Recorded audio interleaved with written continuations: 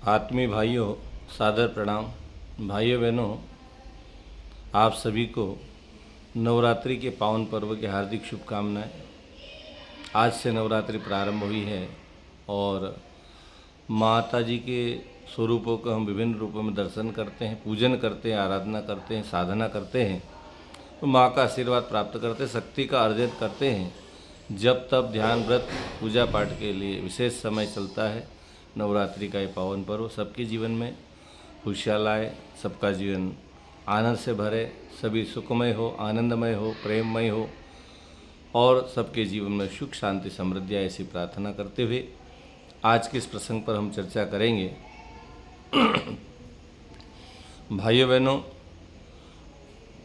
जीवन में कई बार हम सुनते हैं नाम में क्या रखा है। प्राचीन समय में तक्षशिला विद्यालय का एक विद्यार्थी था जिसका नाम था पापक। पापक जहाँ से भी गुजरता था उसको जब नाम पुकारते थे तो पापक को बड़ा बुरा लगता था। बार बार उसको कचोटता था कि मेरा नाम ऐसा है। एक दिन आचार्य से कहा, आचार्य जी, आपने मेरा ऐसा क्यों नाम रखा? मेरा भी सुंदर नाम रखना था। मैं अपने नाम को लेकर ज़्यादा लज्जित होता हूँ, परेशान होता हूँ। तब आचार्य ने कहा, ठीक है, हम आपका नाम बदल देंगे, आपका दूसरा नाम रखेंगे, सुंदर नाम रखेंगे। आप एक काम करो, आपका दूसरा नाम रखें, उसके लिए एक सुंदर नाम खोज के लाओ। आप दुनिया में घूमो, भ्रमण करो, पता करो। पापक चल पड़ा अच्छे सुंदर नाम को ढूंढने के लिए।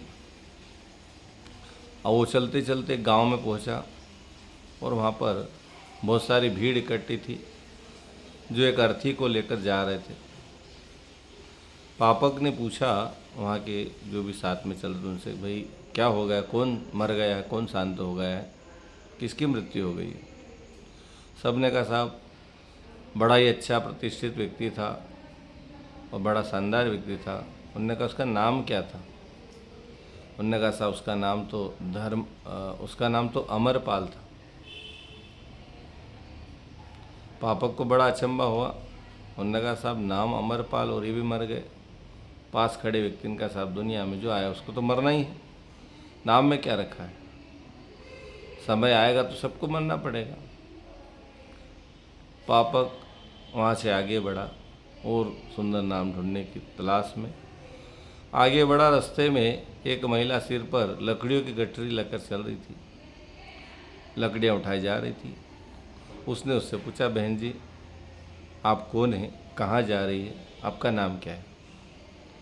उस महिला ने कहा, भैया मैं एक नौकरानी हूँ जो अपने मालिक के लिए लकड़ियाँ बिन कर लाती हूँ और लकड़ियाँ देने जा रही हूँ। बोले, मेरा नाम जो है धनपाली बाई है। उसको बड़ा आश्चर्य हुआ। उन्होंने कहा, नाम धनपाली और काम नौकरानी का, नौकर का। उन्होंने कहा, नाम में क्या रखा है? कर्म प्रधान है तो देश, धर्म, जीवन, कर्म से व्यक्ति महान बनता है। आगे बढ़ा, एक जगह गया, एक गांव में, तो वहाँ पर क्या हुआ कि सिपाही एक आदमी को पकड़ कर ले जा रहे थे। उन्होंने कहा, साहब ये कौन है, इसने क्या गुनाह किया है, इसका नाम क्या है?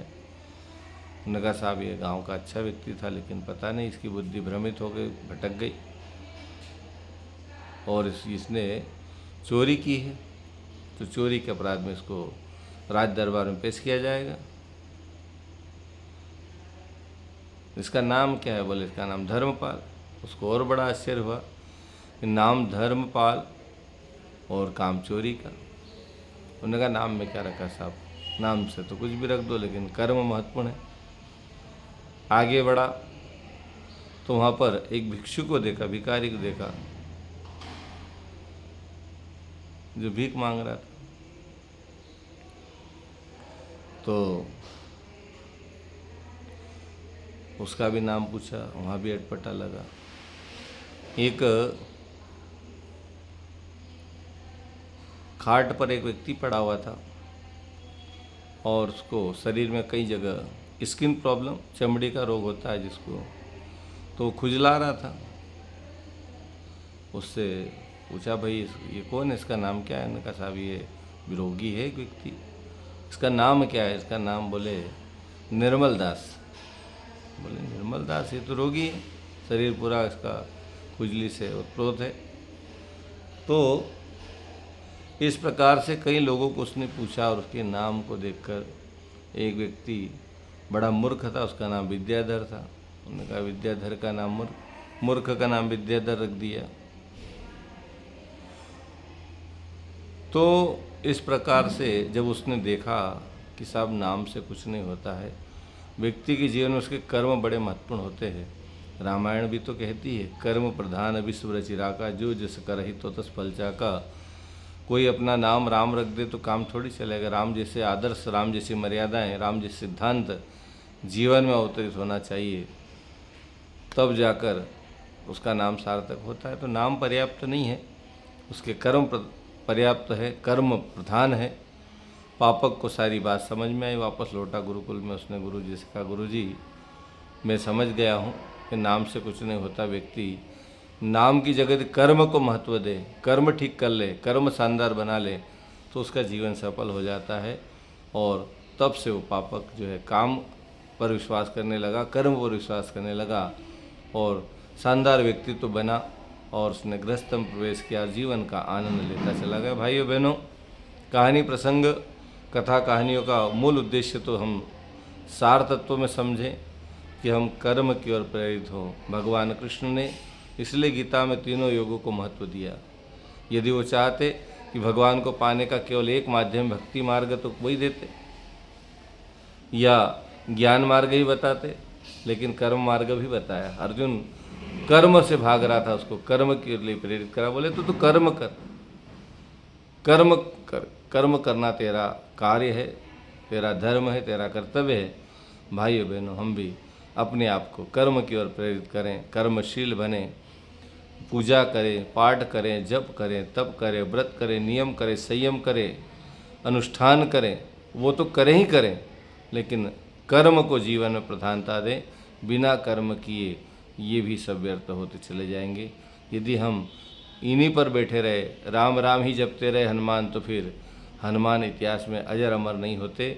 राम का नाम भी लिया और राम का काम भी किया। हम भी प्रभु के नाम से जुड़े, भगवान के नाम से जुड़े, मंत्र से जुड़े, लेकिन भगवान के काम को भी करें।